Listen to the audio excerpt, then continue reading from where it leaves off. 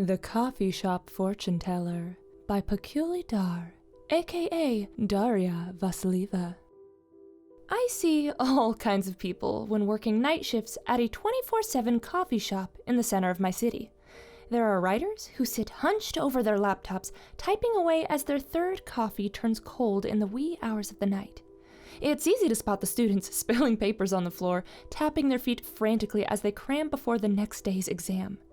Jet-lagged tourists who haven't adjusted to the time change, yawning as they video call their close ones back home. So many strangers on different life paths. They add a dash of color to the monotony of my shift as I try to guess where they come from and where they're going. Then there are the creeps. It's a big city, so they're bound to show up now and then. Sometimes they're drunk and crude. Other times they're silent and menacing, running their eyes over my body as I fix them a pot of our cheapest brew. They start out by calling me doll or sweetheart, and quickly advance to bitch and worse when I don't return their advances.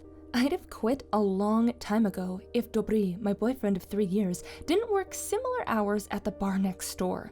Whenever things start looking dangerous, I drop him a missed call underneath the counter, and he shows up 5 minutes later. His tall frame and sharp Slavic features can be quite imposing when he wants them to be. Just over a week ago, I had a shift start with a warning from the day crew about a creep at the window seat. "Watch out for that guy, Betty," my friend Zila spoke in hushed tones as she stuffed a bag of expired croissants in her backpack. "He hasn't tried anything, but he's been leering at all the girls. Dobry working tonight, I hope?"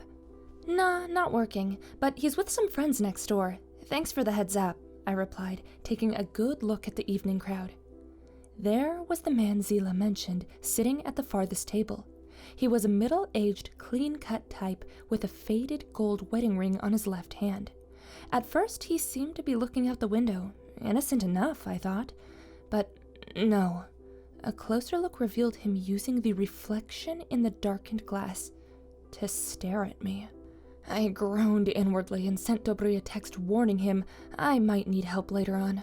There weren't many others in that night. 2 student girls had shown up with a load of books, probably intending to study, but now sat chatting away in one of the booths. A woman in her 50s sat at a small table reading a book as she sipped a large frothy latte, probably a regular from the day crowd who'd stayed too late because she couldn't put down her novel. At one of the window spots, a couple was in the throes of a heated argument, hurling menacing whispers back and forth as they glanced around nervously to see if anyone was listening. Overall, it wasn't too busy. The evening wore on, and the fighting couple and gossiping students left shortly after midnight. Unfortunately, the creepy man remained where he was, and I was grateful for whatever thrilling novel was keeping the lady glued to her seat. Even with the safety of the back room and my boyfriend a call away, I still felt uneasy at the thought of being left alone with the guy. The hours went by with little for me to do as neither customer made any new orders. Every now and then, I would study the man. Whenever I looked his way, he'd pretend to be typing something in his phone, but I could tell he was mostly just staring at me. He kept both hands above the table and didn't harass me, so I didn't see any reason to call Dobry, even though the man's presence unsettled me. At around 1 a.m., the woman finally looked up from her book and seemed genuinely startled by the time on the clock. "Oh, dear me!" she cried out, looking around the coffee shop like she'd forgotten where she was. A second later, she got up and walked over to the counter. "Could you please ring me up?" she asked, digging around in her handbag, presumably searching for a wallet. "Sure thing," I replied. I was just about to announce her tab total when I noticed the woman had stopped rummaging and was staring at me with an undisguised look of horror. "On second thought," she spoke in a subdued voice, "I think I'd like to get a cup of the rooibos tea with a cinnamon bun, thank you." She turned and walked back to her seat, but didn't pick up her book again. Just like the man, she sat unnaturally still, staring at me. Oh, brother, I thought. It was going to be one of those nights. I busied myself with the woman's order as I studied the calendar on the wall, counting down the weeks until my vacation. It really couldn't come soon enough. I wasn't planning anything special, didn't have the money for it, but it would be nice to just get a week of cozy evenings in front of the TV. My thoughts were interrupted by a bell that signaled the arrival of a new customer. I turned around with the lady customer's tray and nearly dropped it when I saw my boyfriend stomping through the doorway. Dobry looked drunk, but that wasn't all. A grimace contorted his normally sweet face, giving him a positively feral look. Zila and Tom stopped by and told me about the creep, he slurred, dropping a hard fist on a nearby table. Is that him over there? He raised his voice, pointing at the man, who was already scrambling to gather his things. Miss? The man stammered in a croaky voice of someone who hadn't spoken in a while. I'd like to pay, please. His voice trembled and his hands shook as he approached the counter, trying not to look at Dobry. Oh, you're coming with me. No, Dobry, he hasn't done anything, I cried out as my boyfriend grabbed the man by the collar and dragged him outside. Through the window, I saw Dobry throw the man to the pavement. The other customer and I ran outside just in time for pedestrians to pull the two apart. Dave, one of Dobry's co-workers, came out and hauled my boyfriend back to the bar.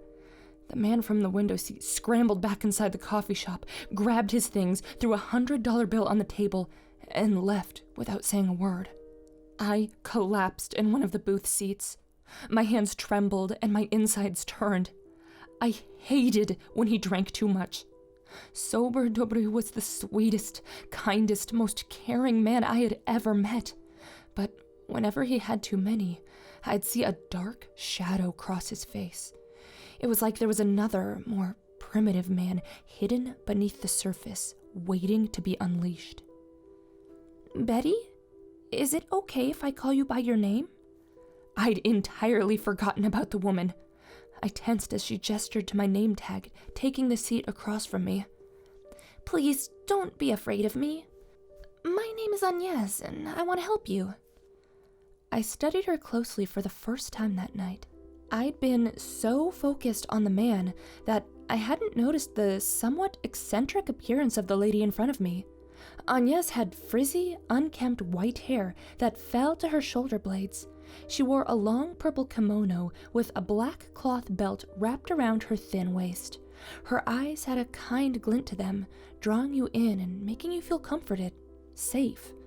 I relaxed my body. Thanks, I forced a small smile. I'm just a bit shaken. I'll be fine in a minute.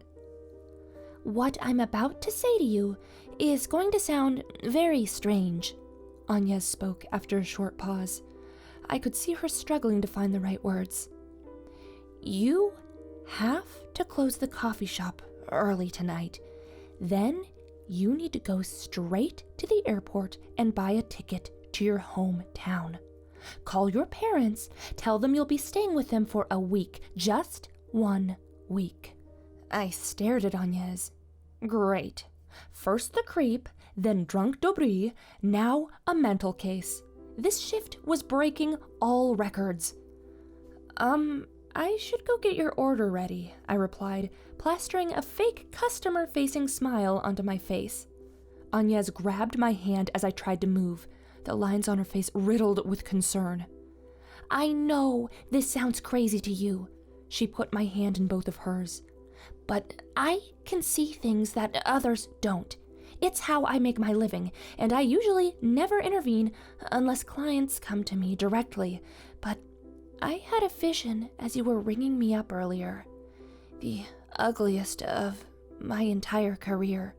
I couldn't just walk out. I couldn't leave anyone to a fate as cruel as yours. Logic told me to get back behind the counter and get some distance from the loon. However, I'd started feeling something when she'd taken my hand. It was a warm blanket of a feeling, like a hug from a dear friend. I felt a powerful energy circulating the room, detaching us from reality. Agnes took my silence as permission to continue. You've known it for some time now. People think of the future as the great unknown, but our past habits can predict so much about where we'll end up. Think about the man you share your life with. Think back to the scenes you rationalized away in your mind, the times he drank and took things too far. He never laid a hand on me. I snapped back a little too quickly, my cheeks flushed with color. What about his words? Agnes' stare floored me. She knew. But how? How did she know about the fights we'd had in the beginning?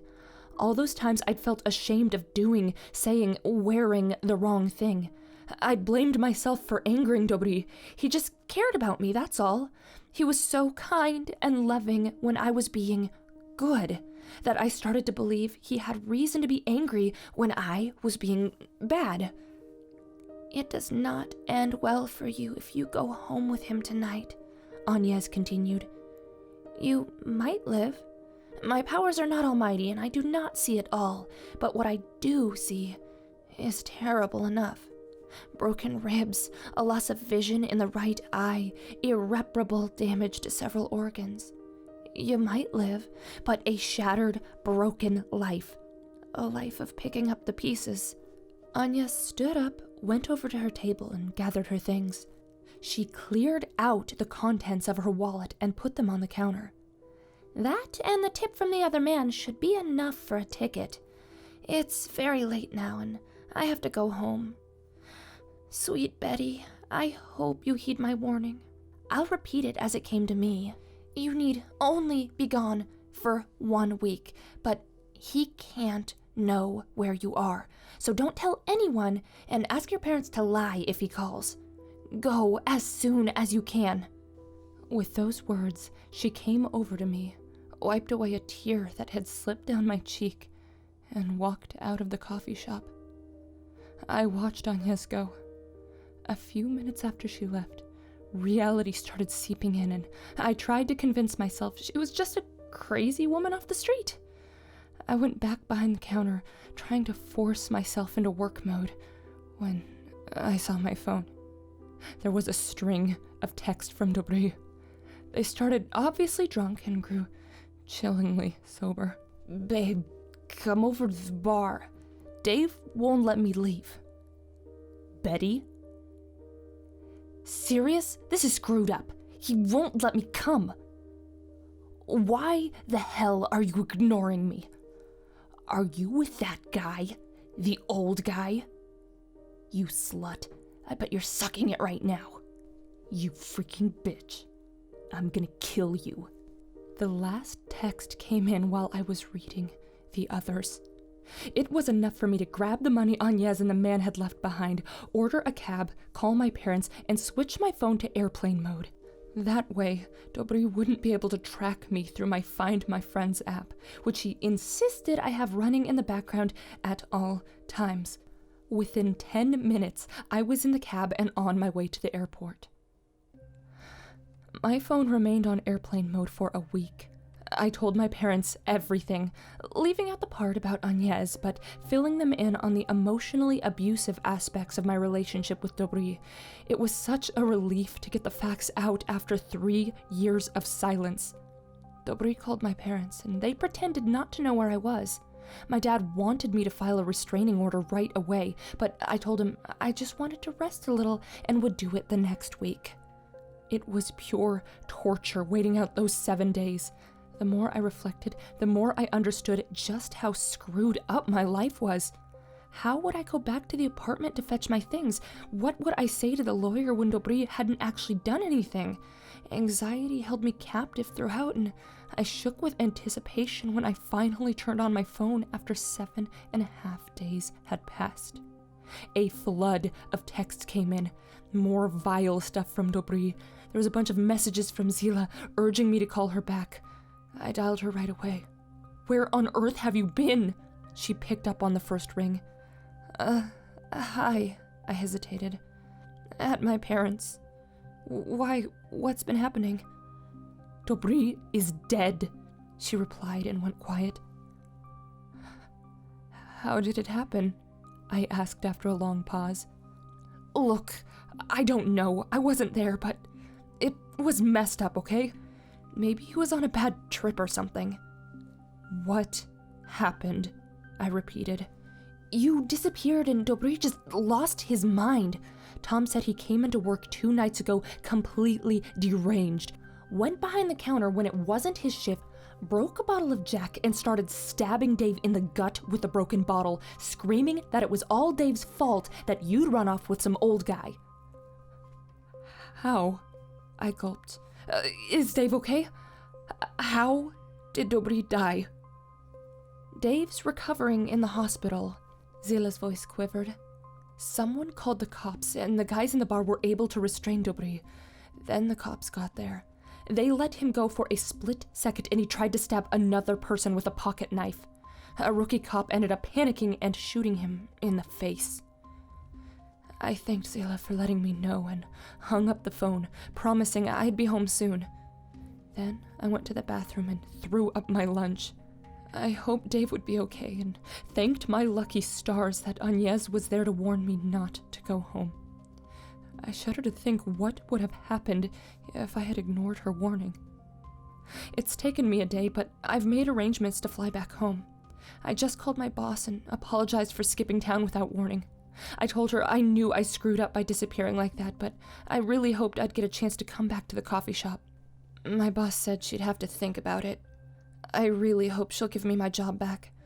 I don't want to work anywhere else. I can't think of a single place that has so many different, fascinating types of people. Though, I think I'll ask for the day shift if they do take me back. Just to be safe.